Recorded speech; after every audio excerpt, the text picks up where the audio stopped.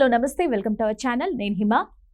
బస్సులో తనపై లైంగిక వేధింపులు చేస్తున్నారని ఆరోపిస్తూ ఒక వ్యక్తిని, ఆ వ్యక్తి చేసిన పనుల్ని వీడియో తీసి వైరల్ చేసి అతనంతటా అతనే ఆత్మహత్య చేసుకునేలా చేసిన ఒక లేడీ, కిల్లాడి లేడీ అని చెప్పొచ్చు. ఇప్పుడు భయంకరమైన ఆసక్తికరమైన విషయాలు, సీసీటీవీ ఫుటేజ్ కూడా బయటపడింది. 7 యాంగిల్స్లో విచిత్రమైన 7 టైప్స్ ఆఫ్ యాంగిల్స్లో వీడియోస్ తీసి అతను చావడానికి ప్రత్యక్షంగా కారణమైంది. ఇలాంటి వాళ్ళు అసలు దేనికి పనికొస్తారో కూడా తెలీదు. అంటే మంచిగా ఉన్న వ్యక్తిని ప్రాణం తీసినట్టే కదా. ఈ టాపిక్ మీద మనతో మాట్లాడడానికి ప్రముఖ సీనియర్ జర్నలిస్ట్ దుర్గా వడ్లమాని గారు నాతో పాటు ఉన్నారు. మేడంతో మాట్లాడదాం. నమస్తే మేడం. నమస్తే అండి. మేడం, ఆల్రెడీ బస్సులో దీపక్ అనే వ్యక్తి ఆత్మహత్య చేసుకున్నాడు. అంటే తన పరువుకి అలా సెల్ఫ్ ఇది అయింది అని చెప్పి అవమానభారంగా. సో అలాంటిది ఇప్పుడు ఒక కొత్త యాంగిల్ కూడా బయటపడింది పోలీసుల ద్వారా.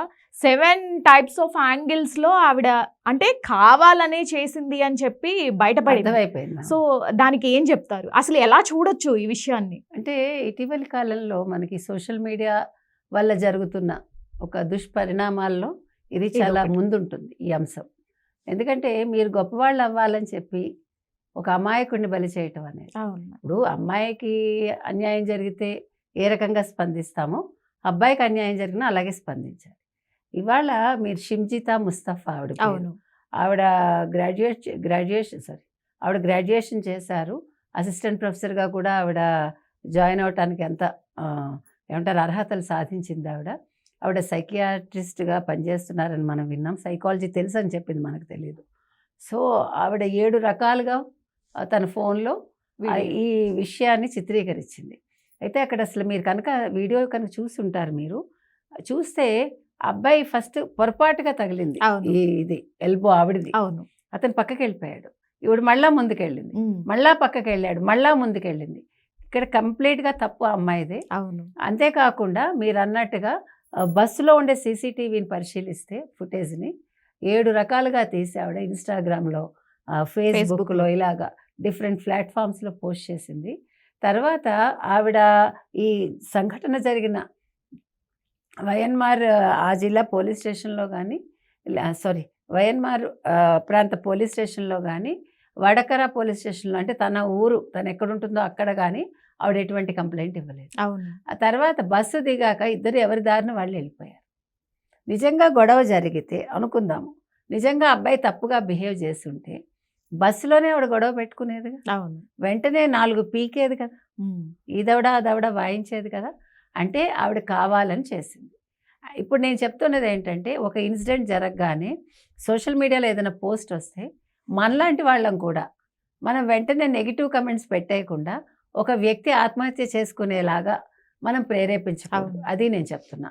అంటే ఒక సంఘటన జరగగానే ఒక వీడియో వస్తే దాని మంచి చెడులు మనం కూడా గ్రహించి అప్పుడు కింద ఒక కమెంట్ పెట్టాలి తప్ప నాకు ఆ అమ్మాయి నచ్చిందనో లేకపోతే ఈ అబ్బాయి నచ్చాడనో మనం పోస్టులు పెట్టకూడదు అనే దానికి ఇదొక ఉదాహరణగా నిలుస్తోందండి. ప్లస్ సోషల్ మీడియా అనేది మీరు ఫేమస్ అవ్వడం కోసం వాడకండి. ఇప్పుడు అది చాలా ముఖ్యం. నాకేదో లైక్లు వచ్చేయాలి, షేర్లు వచ్చేయాలి, నాకు డబ్బులు వచ్చేయాలి అని కాకుండా, మీరు ఒక సైకియాట్రిస్ట్ అయినప్పుడు మీకు సామాజిక బాధ్యత చాలా ఎక్కువ ఉంటుంది. సైకాలజీ, నాకు మనుషుల సైకాలజీ తెలుసు, అతని మనస్తత్వం నాకు అర్థమైంది అని ఆవిడ చెప్పడం జరిగింది. కానీ అదంతా తప్పండి. ఆవిడ కావాలని చేసింది.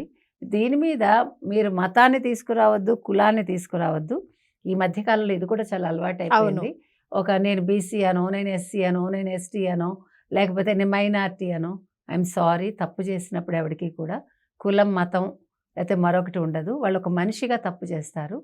మనిషిగా తప్పు చేసినప్పుడు శిక్ష అనుభవించాలి. ఆవిడని పోలీసులు అరెస్ట్ చేశారు. కేరళలో 14 రోజులు రిమాండ్ విధించారు. ఆ అమ్మాయికి సరైన శిక్ష పడాలి. వాళ్ళ కుటుంబ సభ్యుల ఆవేదనకి ఈ కుటుంబం ఏ రకంగా ఆదుకుంటుంది, అమ్మాయి వాళ్ళ కుటుంబం అనేది కూడా, ఎందుకంటే వాళ్ళు మానిటరీగా కూడా చాలా నష్టపోతారు.